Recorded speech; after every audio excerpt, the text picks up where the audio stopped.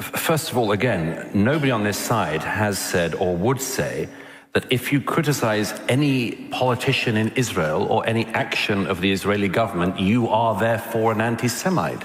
Neither of us said that at any point.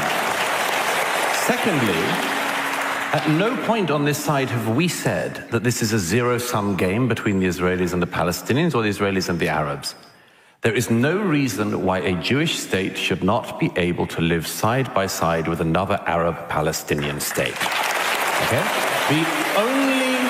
And I'm glad that Gideon brought up Oslo, the only reason that there is not a Palestinian state today, not the Palestinian Authority, which runs most of the West Bank, or Hamas, that was given the Gaza and then decided to do, well, we know what they decided to do with 18 years of international funding from this country and others.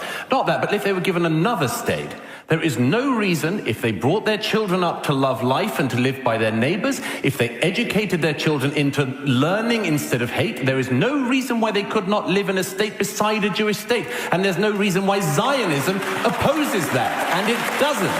But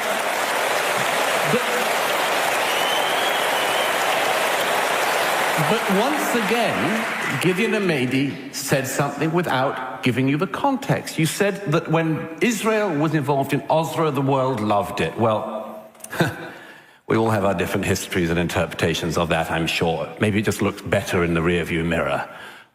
The reality is that the Oslo process massively changed Israel. Why? Because the Israeli public and their politicians went for peace and they got intifada.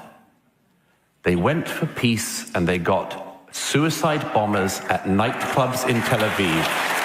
And one reason why Gideon is such an extremely rare voice in Israel, and congratulations, Mehdi, you know the drill, you can always find a Jew on your side who'll support what you do.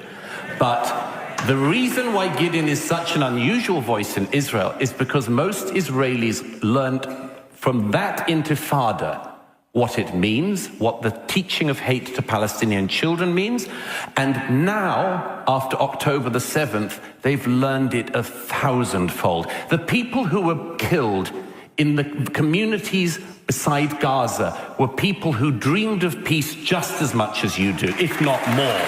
And I can tell you that of the young people dancing at the Nova party that night, that morning, the young people dancing at that party massacred, raped, shot, kidnapped for the crime of dancing. There's not one of those kids who didn't dream of the day they could dance with their Palestinian brothers and sisters. Okay, Gideon.